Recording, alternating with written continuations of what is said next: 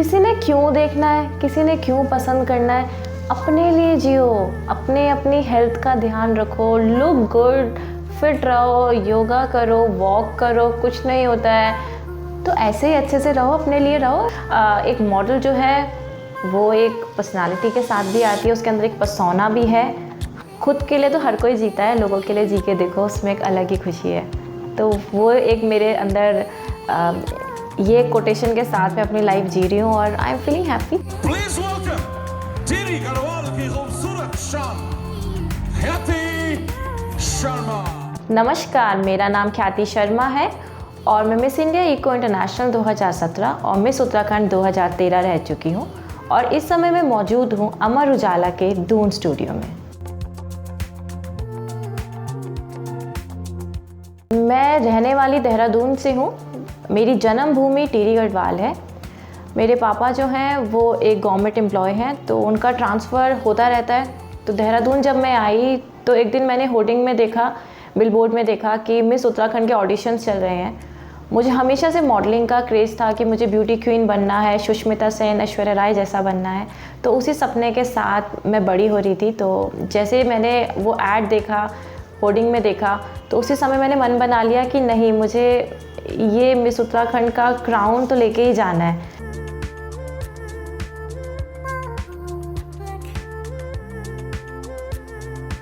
Somehow मैंने घर वालों को कन्विंस करा और अपना ऑडिशंस दिया। ऑडिशंस में मुझे बहुत तारीफ़ें मिली कि नहीं, कि तुम बहुत अच्छी लग रही हो। तो कॉन्फिडेंस एकदम से बिल्डअप हो गया कि नहीं और ज़्यादा उत्साह बढ़ गया मेरे अंदर कि नहीं, अब तो करना ही है। ऑडिशंस क्लियर हुआ, जर्नी की स्टार्टिंग होनी स्टार्ट हो गई, प्रिपरेशंस करनी स्टार्ट कर दी, कैट वॉक, पर्सनालिटी डेवलपमेंट और डिफरेंट चीज़ों के बारे में मैंने इन्फॉर्मेशन ली। फैमिली बैकग्राउंड में तो कोई भी नहीं था मॉडलिंग की, तो थोड़ा सा टफ था कि नहीं कैसे करें, पर लोगों से पता करा, गूगल से पता करा और जैसे कि मैंने बताया कि ऐश्वर्या राय, सुष्मिता सेन तो आई गेस सबके जो भी पेजेंट्री इंडस्ट्री में जाना चाहते हैं उनके लिए बेंचमार्क है। तो उनकी जर्नीज़ देखी, उनके इंटरव्यू सुने, तो मन बना लिया, आइडिया ले लिया कि कैसे करना है और फिनाले में मैं पहुंच गई और बस वो किताब मुझे मिला। प्लीज वेलकम टीरी गढ़वाल की खूबसूरत शान ख्याति Sharma.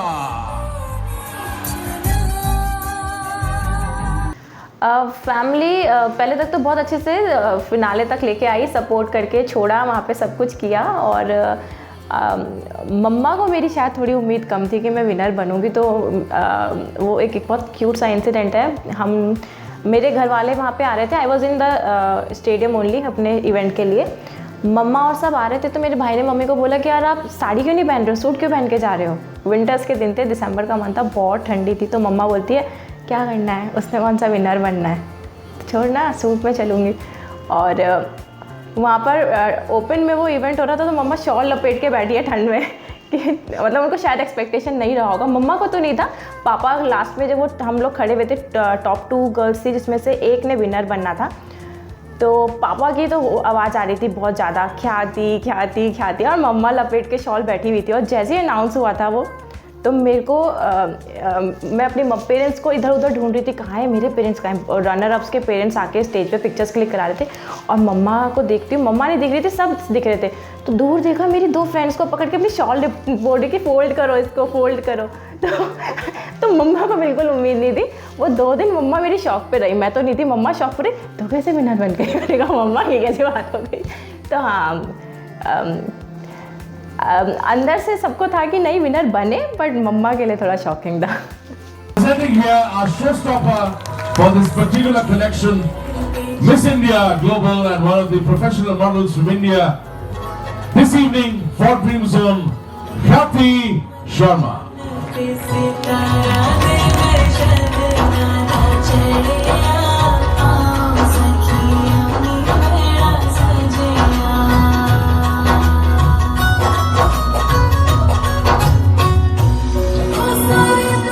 There is no shortcut in life, कोई शॉर्टकट नहीं है। अगर किसी को लगता है कि टैलेंट के बिना कुछ ऐसा करने के बाद तुम सक्सेसफुल होने वाले हो, तो नहीं, तुम बहुत शॉर्ट पीरियड के लिए मे बी सक्सेसफुल हो जाओ, पर लॉन्ग रन पे नहीं हो पाओगे। तो अपने हमेशा trust your brain, trust your instincts, और वो गलत नहीं बोलते हैं। और अपनी अपब्रिंगिंग और अपने आप को इतना स्ट्रॉन्ग रखो, अपनी पर्सनालिटी को, कि गलत तरीके से शॉर्टकट लेने से सक्सेसफुल नहीं होना है। क्योंकि रात को तो खुद के साथ सोना है। वो 2 पल की सक्सेस को लेके तुम रात को क्या अपने सोल को आंसर कर पाओगे कि मैंने सही किया था, मैंने ऐसा किया था और मैं ऐसे ऐसे विनर बन गई? तुम क्या अंदर से हैप्पी हो पाओगे? नहीं हो पाओगे ना। तो अपनी हैप्पीनेस के लिए करो।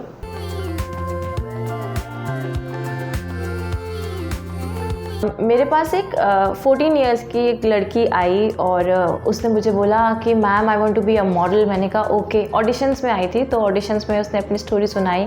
तो आई सेड अच्छा ठीक है कि we will make you a model. अब बताओ कि तुम्हें मॉडल क्यों बनना है? तो कहती है कि मैं अपने पेरेंट्स की प्रिंसेस हूँ, मुझे वर्ल्ड की प्रिंसेस बनना है। मैंने कहा वेरी नाइस। आओ। 14 साल की बच्ची, उसने इतनी क्यूट लाइन बोली और we were not aware of it कि वो लड़की हमारा स्टेट पैजेंट जीती, मिस टीन उत्तराखंड जीती। उसके बाद she won Miss India Teen Asia Pacific का title also. Her name is Niharika Singh, और वो नेशनल भी जीत गई और आज वो इंटरनेशनल रिप्रेजेंट करने जाने वाली है इंडिया। और हम सब इसी बात पे हैरान है, ये तो वर्ल्ड के प्रिंसेस बनने चली है अब। तो बच्चे बहुत क्यूट बातें बोलते हैं और सी कि क्या क्या उनकी लाइफ में चेंजेस आ जाते हैं।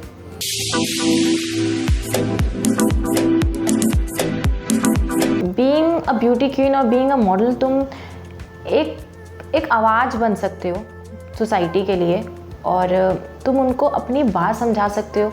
जैसे कि मैंने अभी थोड़ी देर पहले बताया कि मॉडलिंग को लेके लोग अच्छे इनपुट्स नहीं देते हैं, अच्छी सोच नहीं रखते हैं।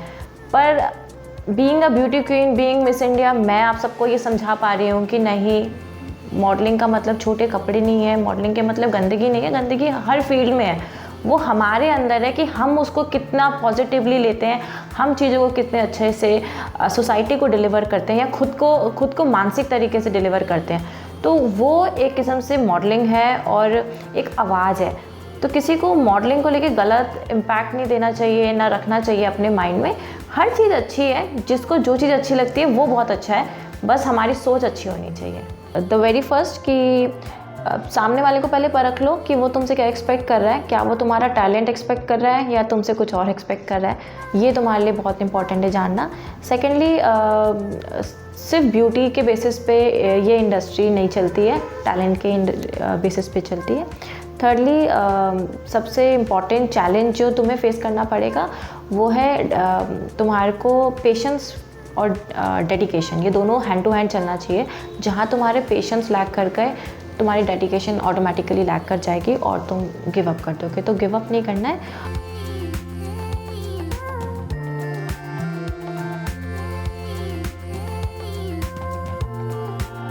इंडस्ट्री उतनी अच्छी भी नहीं है दिखने में जितनी लगती है। हाँ, गंदगी थोड़ी बहुत है, but then it's up to us कि हम उसको किस तरह से टैकल करते हैं। और मैं जो जनरेशन है उनको यही बताना चाहूँगी कि हमारे ऊपर है कि हमारे लिए कौन सी चीज़ कितनी प्रायोरिटी लिस्ट में आती है, और प्रायोरिटी लिस्ट में आने के लिए हमें किस रास्ते को चूज़ करना है। क्योंकि गलत रास्ता चूज़ करने के बाद भी it is not compulsory and short कि तुम्हें वो चीज़ मिलने वाली है।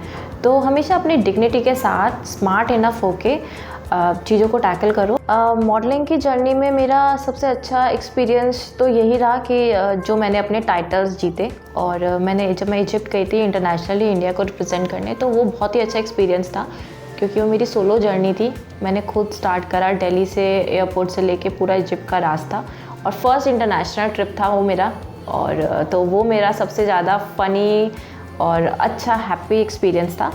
और जब वर्स्ट एक्सपीरियंस की बात करी जाए, हाँ, मेरा ना एक बहुत अजीब इंसिडेंट था। वो ये था कि मैं एक पैजेंट के लिए मैं गई थी गोवा, और आई स्टिल रिमेंबर कि वहाँ पे जाने के बाद वहाँ पे मुझसे ना शो से जस्ट एक दिन पहले कॉम्प्रोमाइज़ की बात की गई कि तुम कॉम्प्रोमाइज़ कर लो and you will win the contest.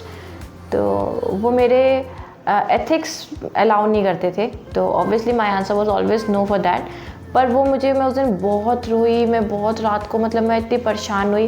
और पता है ये ऐसी, जब हम गंदी बातें करते हैं ना कि गंदगी है, तो यही है वो गंदगी, कि मुझे ना वो 2 घंटे 3 घंटे दिमाग में बहुत चीज़ें आई कि यार मैं घर से गोवा आ रही हूँ अपने पैजन के लिए, तो they must be thinking, family सोच रही होगी जीत के आएगी, उन्होंने मुझसे बहुत होप्स रखी होगी, बहुत एक्सपेक्टेशंस होंगी, फ्रेंड्स की एक्सपेक्टेशंस, सोसाइटी की एक्सपेक्टेशन। तो अंदर से ना दिमाग तुम्हारा ना बहुत खेल खेलता है, दिमाग में ना पॉजिटिव नेगेटिव थॉट्स आते हैं किसी चीज़ को लेके। तो ये भी आ रहा था कि चल ठीक है, फिर नहीं, ठीक नहीं है।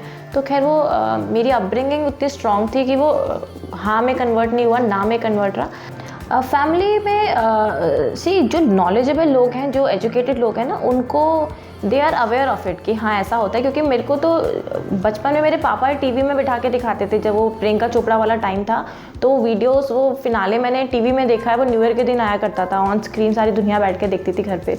तो जो नॉलेजेबल लोग हैं, दे वर अवेयर ऑफ इट। मेरी फैमिली से तो मुझे कभी ऐसा वो नहीं हुआ, बाउंडेशन नहीं हुआ, ना उन्होंने कभी इस चीज़ को ऐसा बताया कि नहीं पहनना है। बट देन हाँ, लोगों ने बहुत वो किया, लोगों ने मुझे समझाया कि नहीं ऐसे नहीं पहनना है।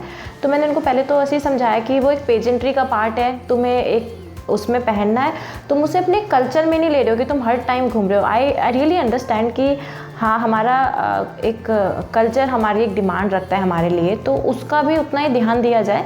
तो मैंने उन्हें समझाया। बट जब मैंने अपनी विद माई पासिंग एज मैंने चीज़ों को समझा, तो आज के अगर मेरा कोई सिनेरियो पूछेगा बिकनी को लेके, तो फिर मैं I will say bikini is just like a skin यार। तुम जैसे कि लड़के सैंडो पहनते हैं, शर्टलेस घूमते हैं, तो हम उनको यही बोलते हैं कि यार दे लुकिंग हॉट, इसमें क्या है, इसमें मतलब कुछ उनको जज नहीं किया जाता, उनको बुरी नज़र से नहीं देखा जाता। बट देन जब गर्ल्स पहनती है तो उनको जज किया जा रहा है। क्यों किया जा रहा है? दैट इज़ देयर चॉइस, सबकी अपनी चॉइस है। हम ये नहीं कहते कि अच्छा है, पर हम ये भी नहीं कहते बुरा है। जिसको जो पहनना है पहनो।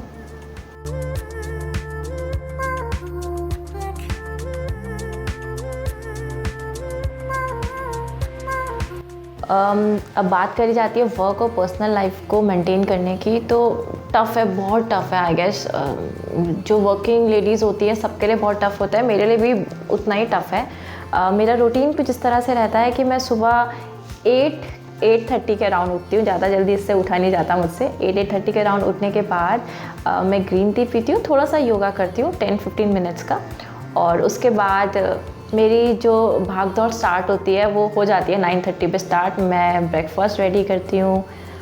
मेरा जैसे कि 3 इयर्स का बेबी है, 3 का नहीं है, ही इज़ 2.5, 3 ईयर का भी नहीं हुआ है कंप्लीट।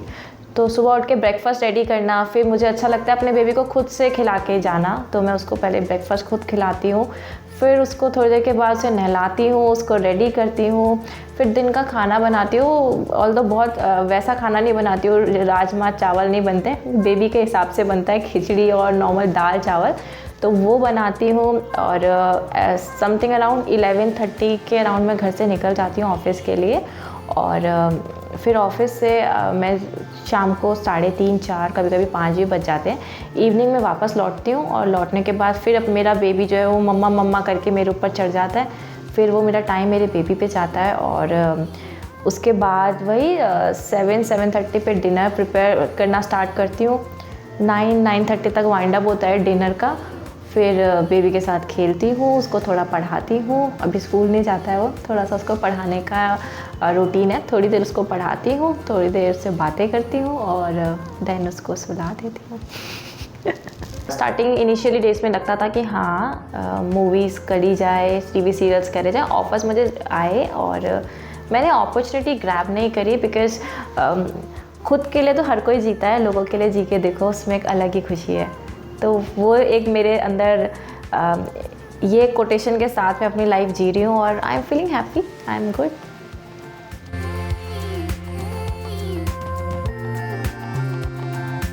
सक्सेस का पहली बात तो कोई पैरामीटर नहीं है, सक्सेस की डेफिनेशन हर किसी के लिए अलग अलग है। और जैसे कि हम गर्ल्स को ग्रूम करते हैं और उनको आगे बढ़ा रहे हैं, तो हाँ बिल्कुल लड़कियाँ they can be the super model, वो मॉडल बन सकती हैं और एक्टर बन सकती है, एक्टिंग फील्ड में जा सकती है। बट देन आई रिपीट कि अगर तुम टैलेंटेड हो, पैशनेट हो, और तुम्हारे यू आर करेजियस इनफ कि मुझे करना है और टैलेंट है, तो तुम्हें कोई रोक ही नहीं सकता। फिर तुम्हारी इंडस्ट्री कितनी भी गलत हो, अच्छी हो, बुरी हो, तुम्हें कोई नहीं रोक सकता, because you have that talent. कभी कभी ऐसा भी नहीं होता है कि कोई इंडस्ट्री कुछ तुम्हारे लिए गलत है, तुम्हें रोक रही है और तुम्हारे अंदर से सोल तुम्हें रोक रही है। नहीं, अगर तुम्हारे अंदर टैलेंट है तो रास्ते भगवान अपने आप खोल के देगा तुम्हें।